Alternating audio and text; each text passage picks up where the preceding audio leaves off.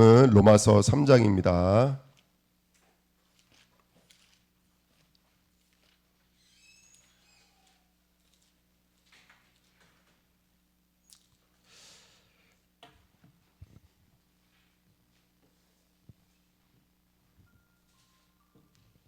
하나야? 자, 로마서 3장입니다. 19절부터 22절까지 읽겠습니다. 로마서 3장 19절부터 22절 우리 다 같이 읽겠습니다. 우리가 알거니와 무는 율법이 말하는 바는 율법 아래에 있는 자들에게 말하는 것이니 이는 모든 입을 막고 온 세상으로 하나님의 심판 아래에 있게 하려 함이라. 그러므로 율법의 행위로 그의 앞에 의롭다 하심을 얻을 육체가 없나니 율법으로는 죄를 깨달음이니라. 이제는 율법 외에 하나님의 한 의가 나타났으니 율법과 선지자들에게 증거를 받은 것이라. 곧 예수 그리스도를 믿음으로 말미암아 모든 믿는 자에게 미치는 하나님의 은이 차별이 없느니라. 아멘. 성도들 중에서 그 율법이 필요 없다라고 말하는 성도들이 있습니다. 또 어떤 성도들은 율법을 가지고 있지만 그 율법을 약간 좀 다르게 인식을 하고 이해를 하시는 분들이 많이 있는 것 같습니다. 오늘 말씀 제목이 뭐냐면 오직으로 인도하는입니다. 오직으로 인도하는. 이번 주간이 오늘이 이제 예수님 십자가 못 박히신 날이시고 안식구 첫날 부활하셨죠. 이제 주일날 우리는 부활절로 지키면서 그리스도의 십자가가 부활이 교체되어지는 주간이 바로 이번 주간입니다. 어떻게 보면 성도들에게는 가장 의미 있는 날이고 저와 여러분들 이번 주 강단 말씀 묵상하시면서 정말로 나는 예수와 함께 죽었는지를 이번 주 한 주간에 물어보셔야 됩니다. 나는 예수와 함께 다시 살아났는지를 한번 우리는 물어봐야 될 줄 믿습니다. 그러면서 율법이 어떤 역할을 하는지를 좀 오늘 말씀을 통해서 조금 확인하기를 원하는데요. 이미 우리 성도님들은 다 알고 계시겠지만 율법이 하는 역할들이 있습니다. 자, 율법은 어떤 역할을 하냐면 첫 번째 율법은 어떤 역할을 할까요? 우리 19절 말씀에 있지만은 저와 여러분들이 어디 아래 있음을 심판 아래에 있음을 알게 하는 게 바로 율법이 하는 역할입니다. 두 번째, 율법은 무슨 역할을 할까요? 율법은 죄를 깨닫게 하는 역할을 합니다. 20절에 써 있습니다.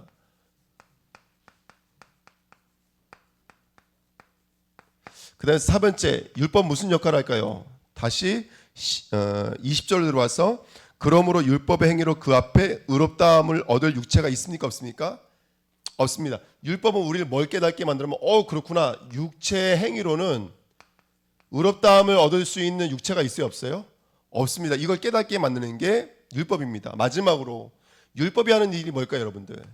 율법이 하는 일이요. 그게 바로 21절, 22절입니다. 이제는 율법에 하나님의 한 의가 나타났으니 율법과 선지자들의 증거를 받은 것이더라. 자, 율법 외에 하나님의 한 의가 나타났습니다. 그러니까 옛날에는 율법의 의로 우리가 구원받으려고 노력했죠. 그 율법의 의로 구원받으려고 한 게 뭐냐면 행위로서 구원을 받으려는 거예요. 교회 안 빠지고 나가고 헌금을 잘 드리고 또 제사를 잘 드리고 성전 건축을 잘하면 구원받는다라고 하는 율법으로 구원받으려고 했어요. 근데 깨달은 거예요. 율법으로는 구원받을 수가 없구나. 율법의 행위로는 구원받을 수가 없구나. 우리가 1만 번을 정말로 제사를 드리고 1만 번의 열심을 가지고 봉사, 정성, 성의 이런 치성을 가지고 나갈지라도 그 정성과 열심으로는 절대로 구원에 이를 수 없구나. 그걸 깨닫는다니까요. 그래서 그 율법은 그렇구나. 이거 인간의 의로는 안 되는구나. 그런데 율법에 다른 한 의가 있구나. 우리를 구원할 수 있는 의가 있구나. 그걸 깨닫게 만드는 게 있습니다. 그게 뭐냐면 바로 율법은 우리를 22절입니다. 시작. 곧 예수 그리스도를 믿음으로 말미암아 모든 믿는 자에게 미치는 하나님의 의니 차별이 없느니라. 율법은 우리를 어디로 인도하시죠? 예수 그리스도를 믿는 믿음으로 인도하시는 줄 믿습니다. 근데 여기 믿음이라는 단어가 혹시 뭔지 아십니까? 믿음이라는 단어, 피스토스라는 단어는 아주 어린 갓난아기가 누구 품 안에 안겨져 있는 거예요? 아빠도 아니에요. 엄마 품 안에 안겨져 있는 거예요. 왜? 엄마 품 안이 아니면 생명을 공급받을 수 없기 때문에. 이건 절대 의존하는 거예요. 그냥 대충 믿는 게 아니라 생명을 걸고 붙어 있는 것을 가지고 믿음이라고 합니다. 그러니까 예수를 믿음으로 구원받는다는 말은 뭐냐면 내 힘과 내 능력으로 안 되기 때문에 예수 그리스도가 아니면 안 된다라는 갓난 아기의 심정으로 달라붙어 있는 것을 가지고 믿음이라고 합니다. 그렇죠? 이 말씀이 이해가 되시나요? 이 말씀이 이게 바로 율법이 우리에게 주는 축복입니다. 율법이 우리로 하여금 우리가 어디 안에 있으면 알게 만드는 거예요. 심판 아래 있구나. 이건 빼도 박도 못하는 거예요. 갈라디아 3장 22절에는 어디 아래 있으면 알게 만든다고 똑같은 말입니다. 우리가 죄 아래에 있다는 사실을 알게 만든다고요. 이게 계속 반복되는 얘기니까 굉장히 중요한 이야기겠죠. 율법은 우리가 심판과 죄 아래에 있다는 것을 알려주는 역할을 해요. 또 다른 말로 말해서 죄를 깨닫게 만든다고요. 율법은 죄를 깨닫게 만들어요. 그래서 다시 말하면 절대로 우리의 육체 행위로는 구원받을 수 없음을 알게 만드는 게 바로 율법이 하는 역할인 거예요. 제가 왜 오늘 이 말씀을 드리냐면 이번 한 주간에 우리 강단 말씀 붙잡고 이번 한 주간에 세 가지 메시지를 가지고 새벽 말씀 나눴거든요. 인간의 문제가 무엇이며 그리스도는 누구냐, 나의 그리스도는 어떤 그리스도냐, 그 다음에 영접과 믿음은 뭐냐, 이런 아주 근본적인 말씀들을 확인하면서 깨달은 것이 뭐냐면 구원받았잖아요. 우리는요. 우리 구원받았습니까? 안 받았습니까? 우리는 예수님의 그런 의로 말미암아 값없이 은혜로 구원을 받은, 선물을 받은 성도들인 줄 믿습니다. 근데 중요한 건 뭐냐면 이거예요. 지금 이게 십자가 부활이 교차되어지는 가장 중요한 시점에 있어서 그렇다면 내게 이 십자가는 어떤 것인지에 대해서 한번 물어봐야 된다는 것이죠. 부활의 생명력이 내게 숨쉬고 있는지에 대해서 한번 물어봐야 된다는 것이죠. 우리 여기 한번 이렇게 갈라앉기를 딱 써놓고 사도행전 여러분 19장 말씀 그 초반의 말씀에 보면은 어떤 성도들에게 제자들이 나가서 뭐라고 말하냐면 너희가 성령을 받았느냐, 그랬더니 뭐라 그러냐면 나는 요한의 세례밖에는 들은 적이 없다. 그랬더니 요한의 세례는 그리스도를 알긴 알고 복음에 더 듣긴 들었어요. 이게 기독교인들에게 말한 거예요. 그때 그 요한복음 19장 사도행전 19장은요. 그러니까 요한의 세례는 안 되니까요. 그런데 이건 뭘 말한 거냐면 예수는 알긴 아는데 아직 구약적으로 믿고 있는 거예요. 다시 말하면 문자적으로 아는 거고 지식적으로 알고 있는 단계를 말하는 거예요. 그럼 어떻게 되냐? 우리는 성령으로 세례를 받아야 됩니다. 다시 말하면 성령으로 세례를 받는다는 말이 뭐냐면 예수와 함께 나도 죽은 거예요. 예수와 함께 나도 다시 부활되어 다시 태어난 거예요. 그래서 이전 것은 지나갔고 보라 새 것이 되었어요. 이 완전한 구원이 우리 안에 지금 성령으로 이루어져 있는 것이거든요. 그렇죠? 이번 한 주간에 정말 이 부분에 대해서 우리에게 아주 굉장히 중요한 질문과 이거에 대한 정말로 무릎이 우리에게 있어야 되지 않을까. 왜 성도들이 구원에 대한 감격이 없을까? 왜 계속 나타나는 열매나 증거에 반응하지만 왜 정작 그 열매를 주고 계시는 그리스도에는 반응하지 못할까? 강단 말씀 받으면 제가 은혜 받은 게 그거였어요. 선물에 머물러야 돼요? 선물 주시는 이에게 머물러야 돼요? 그렇죠? 우리는 선물에 머물면 안 돼요. 우리는 선물해 주시는 이에게 머물러야 되는 거예요. 이 선물에 머물러 버리면 선물이 사라지면 또 흔들린다니까요. 또 넘어진다니까요. 우리에게 응답이 없다는 얘기가 아니에요. 응답, 노래, 증거 얼마나 많은지 몰라요. 하지만 거기에 머물면 안 된다니까요. 이 엄청난 역사들을 주고 계시는 그리스도를 머물 수가 있어야 돼요. 그 성도는 정말로 예수 그리스도, 날 위해 죽으신 그 예수 그리스도에 대한 감각 있는 자가 돼야 돼요. 지식적인 것에 머물면 안 되고 교리적인 것에 머물면 안 되고 이게 현실에 머물면 안 되고 계시 안에 머물러 있으면 안 되고 이게 정말로 이것과 함께 내가 죽고 이것과 함께 내가 부활되어지는 믿음 속으로 들어가야 될 줄 믿습니다. 우리 주님과 성령의 세례가 임하셔야 돼요. 할렐루야. 근데 왜 그리스도의 감각이 없냐면 이걸 잊어버렸기 때문에 그래요. 율법을 잊어버렸기 때문에 그래요. 지금 율법이 우리에게 이 일을 하고 있는 거예요. 율법이 하는 일이 뭐냐면 결론은 이거예요. 갈라디아 3장 24절 말씀. 뭐죠 여러분들? 갈라디아 3장 24절 말씀이 율법이 저와 여러분들을 누구께로 인도하는? 그래요. 그리스도께로 인도하는 몽황 선생인 거예요. 잘 들어보세요. 성도가 계속 이걸 잊어버리는 거예요. 오늘도 하나님은 우리를 그리스도께로 인도해 가세요. 그리스도께로 인도받을 때 정말로 우리가 선물 주시는 이죠. 정말로 그리스도께로 인도받을 때 저와 여러분들 승리하는 줄 믿습니다. 아멘. 근데 무엇이 우리를 그리스도께로 인도하는 초동교사가 되냐면 요 세계관이 바로 우리를 그리스도께로 인도하는 역사가 되는 거예요. 예. 그래서 이번 주에 우리가 한번 말씀을 나눴잖아요. 사도 바울이 고린도전서 2장 1절부터 5절에 뭐라고 말해요? 이렇게 말하잖아. 내가 약하고 두려워하고 심히 떨어노라 이렇게 말해요. 뭘 보고 있는 거예요, 여러분들? 사도 바울이 뭘 보고 있는 거냐면 지금 역사하고 있는 이 심판 아래 가르쳐져 있는 영적인 세계에 대한 사실을 정확하게 보고 있는 거예요. 두렵고 떨리는 거예요. 왜? 정말로 그리스도가 아니면 안 되거든요. 저는 그 바울의 그 마음을 허락받았으면 좋겠어요. 아멘. 우리가 찬양을 한번 부를 때에도, 우리가 기도를 한번 할 때에도, 예배를 한번 드릴 때에도 우리 마음에 나는 한순간과 찰나도 예수 그리스도가 아니면 안 된다라고 하는 두렵고 약하고 떨림이 있는 성도들이 됐으면 좋겠어요. 근데 뭐 신앙생활 해도 예배 한 번 빠지고 두 번 빠져도 아무것도 느끼지 못하고, 저는 아주 제가 모자란 목사라는 건 알지만 제가 오늘 차를 세워놓고 잠시 기도를 했어요. 왜냐하면 이제 성도 한 분 한 분이 지금 많은 그 율법의 여정과 이런 많은 어떤 이 갈등, 어려움 속에 사실은 있는 건 제가 알고 있거든요. 근데 문제가 있다는 것 때문에 제가 그러는 게 아니에요. 정말 중요한 건 뭐냐면 시간이 가면 갈수록 예배를 빠진다 안 빠진다가 아니라 점점 두렵고 떨리고 약한 것에 대한 감각 없음에 그게 너무나 애통한 거예요. 예.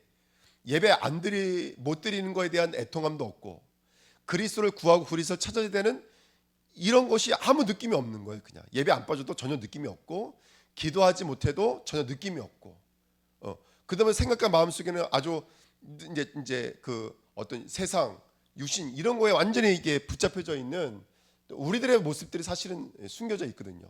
그렇죠? 네. 사도 바울이 약하고 두렵고 떨렸다, 이게 성경은 분명히 말하고 있습니다. 그러면서 내가 뭐라고 말해요? 사도 바울이 그래서 내가 사람의 말과 지혜로 하지 않는다 그랬어요. 사도 바울은 뭐가 죄인지를 분명히 깨닫고 있거든요. 그 다음에 또 이렇게 말을 하더라고요. 그래서 내가 똑같은 말이지만 말과 지혜의 아름다움, 이건 이제 행위가 되겠죠.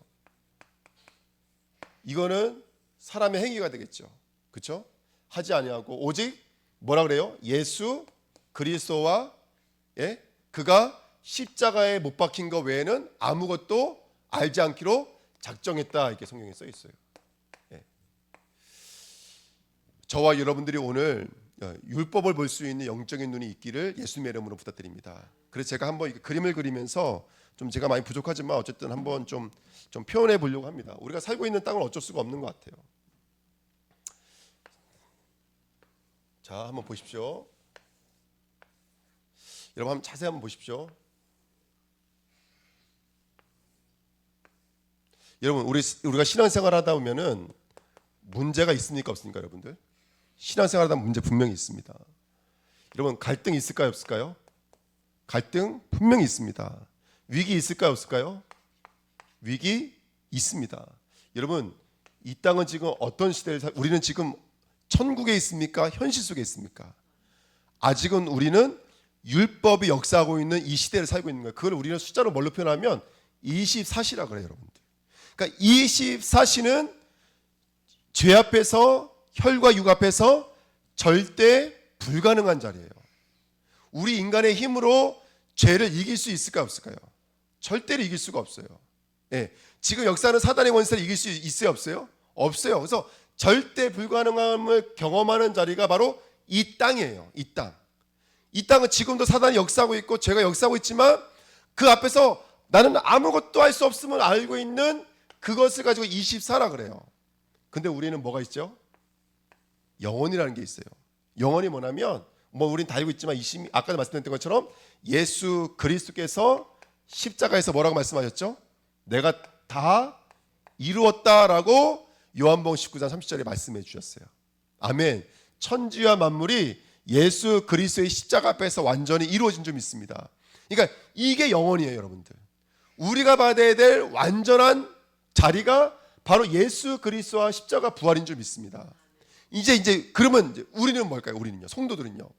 분명히 우리에게는 영혼이라는 단어가 있거든요. 그렇지만 우리가 살고 있는 땅은 또 어디예요?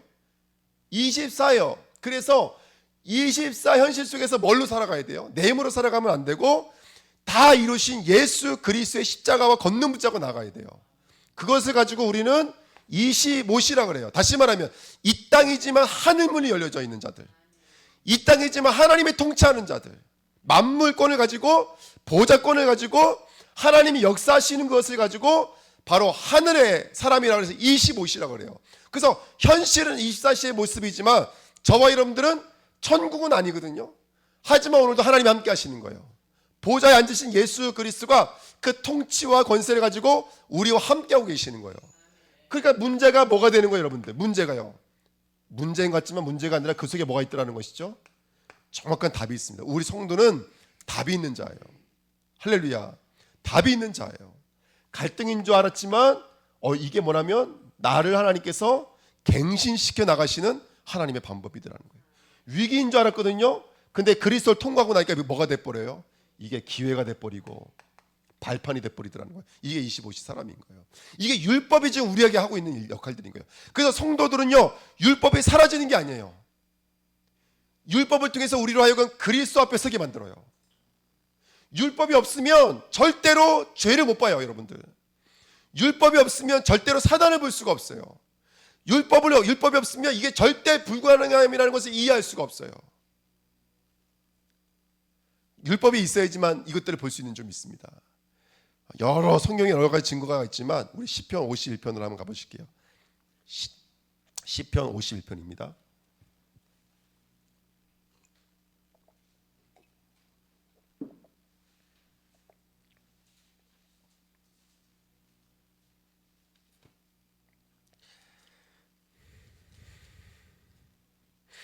자, 다윗이 시편에서 이런 고백을 해요. 51편 찾으신 줄 믿습니다.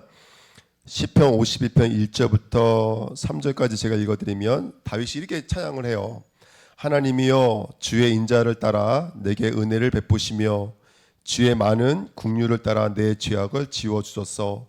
나의 죄악을 맑게 씻으시며 나의 죄를 깨끗이 제하소서.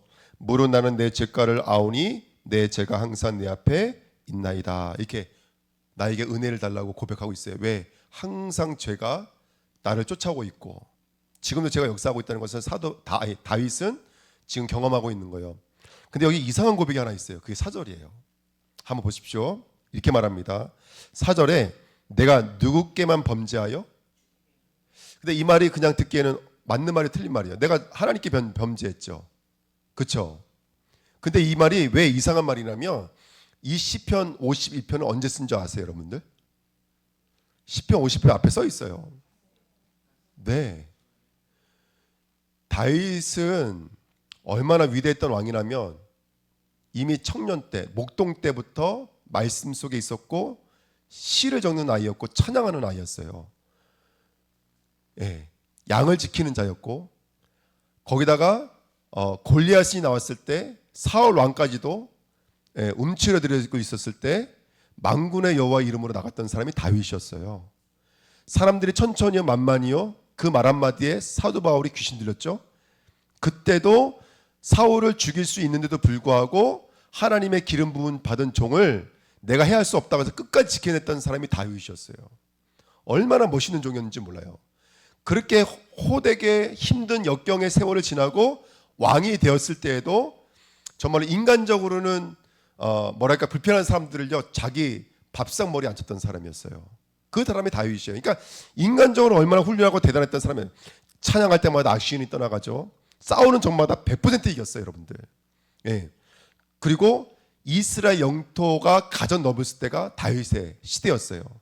누가 봐도 이스라엘이 가장 존경하는 사람은 다윗이에요. 근데 다윗의 인생에 있어서 이해 안 되는 게 한 가지 있었어요. 그게 뭐냐면 바로 남편이 없는 여자를 이게 간음해서 그 간음한 사실을 지어내려고 전쟁터에 나가 있는 그 여자의 남편을 불러와요. 근데 이 남편이 침소에 들지 않고 전쟁 중이니까 그냥 바닥에서 사는 거예요. 그래서 어쩔 수 없이 그 우리아의 손에다가 이 우리아를 죽일 이 계략을 적은 편지를 집어넣어서 우리아는 전쟁터 나에 죽게 됩니다. 하루아침에 다윗은 간음자요 살인자의 선봉자가 돼버렸어요. 그때 나단 선지자가 아주 신랄하게 비판을 합니다. 그때 하나님의 음성을 듣고 쓴 시가 바로 시편 51편이에요. 근데 누가 봐도 지금 다윗은 만만한 죄가 아니잖아요. 누군가의 아내는 범했고 누군가의 남편은 자기 손으로 죽였어요. 그런데 여기 뭐라고 말하고 있냐면 이렇게 말하고 있는 거예요. 내가 뭐라고요? 주께만 범죄하여, 이렇게 말하고 있는 거예요. 이게 우리가 갖고 있는 도덕법과 윤리법으로는 이해 안 되는 메시지예요. 근데 이게 뭐가 주는 눈이냐면 율법이 주는 눈이라고요. 율법이 주는 눈. 좀 더 읽어드릴게요. 내가 주께만 범죄하여 주의 목전에 악을 행하였사오니 주께서 말씀하실 때 의로우시다 하고 주께서 심판하실 때 순전하시다 하리이다. 누가 날 용서할 수 있다라는 거예요?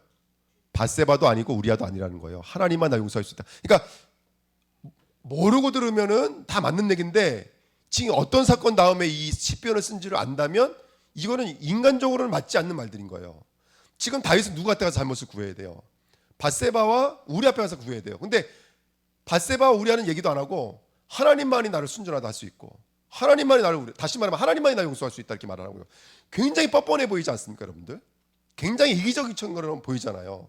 그 다음 뭐라고 말하는지 보세요. 5절에 이렇게 말해요. 내가 죄악 중에서 출생하였으며 어머니가 내 죄 중에서 나를 잉태하였나이다. 이 죄가 언제부터 있었다고요? 예?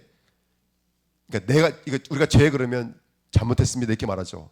누가 지었기 때문에 그래요. 내가 죄를 지었기 때문에 그래요. 근데 심지어 다윗은 뭐라고 말하냐면 이 죄가 누구 때부터 이미 있었던 거라고 그래요? 엄마 뱃속에 있을 때부터. 그러니까 어떻게 보면 전혀 죄에 대한 인식이 없는 것 같아요. 근데 그게 아니라 다윗은 진짜 죄를 발견한 거예요. 진짜 죄를. 어떤 죄를 발견한 거냐면 간음할 수밖에 없고 살인할 수밖에 없었던 그 원동력이 내 안에 있었구나, 이걸 깨닫게 된 거예요. 이해가 되세요? 신약에 와서, 제가 여러 번 말씀드렸지만 신약에 와서 많은 사도들이 서신서에 인용했던 시편 편지 중에 가장 많이 인용했던 시편이 어딘 줄 아세요? 이 내용이에요. 이 내용. 이 로마서에도 기록되어져 있고요. 예. 무슨 말이냐면 사도 바울이 이걸 깨달은 거, 사도 바울이 아니라 다윗이 그걸 깨달은 거예요. 내가 지금 지은 죄는 인간적으로 봤을 땐 정말 이건 말로 표현 못할 만큼 큰 죄악이거든요. 하루아침에 간음했지요. 살인자니까 이거 얼마나 씻을 수 없는 큰 범죄함입니까? 근데 오늘 다윗의 고백은 뭐냐면 그 자기가 범한 그 자범죄에 대한 연역에 대해서 지금 애통해하는 게 있는 게 아니라 그 자범죄가 튀어나올 수밖에 없는 근본적인 죄를 보고 있는 거예요. 그래서 이렇게 고백하는 거예요. 내가 죽게만, 이렇게 고백하는 거예요. 내가 태어날 때부터 이걸 갖고 태어났습니다. 원죄에 대한 고백이 지금 선포되고 있는 거예요. 이해가 되세요, 여러분들? 이 부분이 얼마나 중요한 부분인지 사도들이 인용한 부분들이라고요. 가장 많이 인용한 부분이 이 부분이라고요. 바울 같은 사람들이.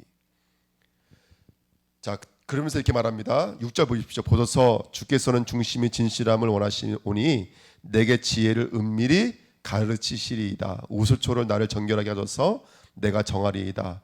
나의 죄를 씻어주셔서 내가 눈보다 희리이다.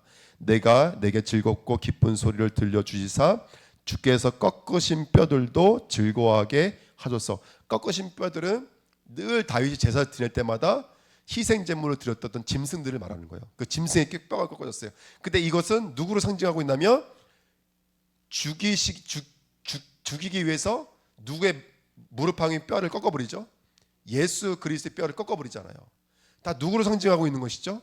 우리를 위해 죽으신 예수님을 상징하는 거예요. 우수초는 뭔지 아시죠? 수셈이에요. 피를 씻어내는 거예요.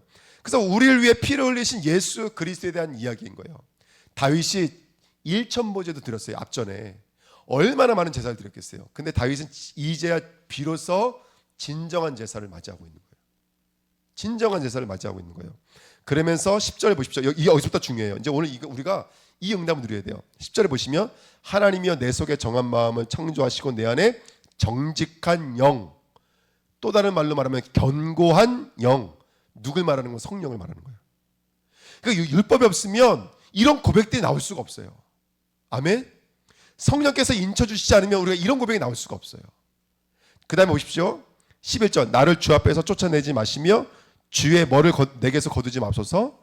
성령을, 계속 성령에 대한 고백이 나오죠. 12절도 마찬가지인 거예요. 주의 구원의 즐거움을 내게 회복시켜 주시고, 그 다음 뭐라 그랬어요? 자원하는 심령도 성령을 말하는 거예요. 자원하는 심령을 주사 나를 붙드소서. 할렐루야. 아멘. 그러면서 16절 17절 읽겠습니다. 16절 17절 시작. 주께서는 제사를 기뻐하지 아니하시나니 그렇지 아니하면 내가 드렸을 것이라. 주는 번제를 기뻐하지 아니하시나이다. 하나님께서 구하시는 제사는 상한 심령이라. 하나님이여 상의하고 통회하는 마음을 주께서 멸하지 아니하시리이다. 아멘. 그동안 많은 제사를 드렸지만 하나님은 그 제사 범죄들을 기뻐하지 않으신다고요. 진짜를 뭘 기뻐하시냐면 상의하고 통회한 심령을 기뻐하신대요. 그래서 마음이 가난한 자가 뭘 소유하는 거예요? 천국과 위로를, 하나님 나라를 소유하는 거예요. 저와 여러분들이 이렇게 율법은 우리로 하여금 어디로 이끌어 가냐면 진짜 문제가 뭔지를 보게 만들어요. 다윗의 눈에 보이는 죄는 간음죄고 살인죄지만 진짜 문제는 간음과 살인죄가 올 수밖에 없는 근본적인 문제에 대한 통곡인 거예요. 여기에 대한 통곡이 없이 제사는 아무 의미가 없고 여기에 대한 통곡이 없이 드려지는 모든 제물은 헛된 것들이었던 거예요. 이걸 고백하는 거예요. 그러면서 사도 바울이 한 가지 고백하는 거예요. 이제는 뭘로 나를 사로잡아 주세요? 성령으로 나를 사로잡아 주세요. 이렇게 고백하는 거예요. 그래서 율법은 성령께서 인치는 말씀이 돼요. 이게 에베소서 1장 1절부터 14절 말씀이에요. 그때에서 18절 19절에 진짜 이스라엘이 회복되어지고 나는 진짜 왕이 되어지는 거예요. 예. 그리고 그때부터 제사와 번제가 진정한 제사가 된다라고 되고 있습니다. 자, 말씀 정리할게요. 율법은 우리를 그리스도께로 인도합니다. 그 율법의 눈이 있어야지 살인죄, 가늠죄를 오게 만든 진짜 죄를 볼 수가 있는 거예요. 율법이 없으면 우리는 뭐만 보는 거예요? 살인죄를 보는 거예요. 우리 뭘 보는 거죠? 가늠죄를 보는 거예요. 성도들과 우리 후대들과 다민족들이 신앙생활 할 때 하나님은 우리 앞에 뭘 펼쳐놓으셨을까요? 광야를 펼쳐놓으셨잖아요. 율법의 세상을 펼쳐놓으신 거예요. 24시를 펼쳐놓으셨어요. 그것을 잘 경작해서 뭘로 만들어야 돼요? 영혼을 향한 25시의 작품들을 만들어 나가셔야 돼요. 할렐루야. 아멘. 그러기 위해서 오늘 우리가 다윗이 갖다 영적인 눈이 우리 주은혜교회 성도님들에게 임해야 될 줄 믿습니다. 아멘. 다시 말씀드릴게요. 눈앞에는 율법이 펼쳐져 있어요. 지금 내가 힘들어하는 이유가 사람 때문일 수도 있어요. 환경 때문일 수도 있어요. 현실 때문일 수도 있어요. 그렇지만 율법의 눈, 성령이 주는 율법의 눈은 사람의 문제가 아니라는 것을 알게 되어져요. 현실이 문제가 아니라는 것을 알게 돼요. 진짜 문제는 우리의 행위의 법이 아니라 그 행위 이전에 있는 율법이라는 사실을 알게 되어져요. 다시 말하면 인간의 근원의 문제인 죄라는 것을 알게 되어져요. 이때부터 시작되어지는 거예요. 이때부터 그리스도의 십자가 부활이 시작되기 시작하는 거예요. 저는요, 성도님들의 아픈 부분이 참 많거든요. 예. 근데요, 딱 한 가지 말씀드리고 싶어요. 그거 하나님이 주신 것들이에요. 그거를 잘 경작하셔서 하나님의 뜻과 계획으로 이끌어 오셔야 돼요. 저는 성도들과 이렇게 포럼할 일이나 상담까지는 아니더라도 뭐가 중요한 얘기를 할 때는 절대로 행위법에 대해서는 말씀드리지 않아요. 왜냐하면 그것은 저보다 더 인생의 선배들이잖아요. 그래 안 그래요? 그러니까 저희가 말씀드릴 필요가 없어요. 제가 사업에 대해서 말할 이유가 뭐가 있습니까? 제가 인생에 대해서 말할 이유가 뭐가 있습니까? 그건 저보다 더 잘 아시죠. 그렇죠? 제가 말씀드리고 싶은 건 그거예요.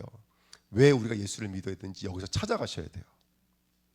왜 예수를 붙드셔야 되는지 여기서 찾아가셔야 돼요. 그렇지 않고 해결하려고 했던 모든 문제들은 그것을 가지고 여호와를 만홀히 여긴다는 거예요. 망령되이 일컫는다는 거예요.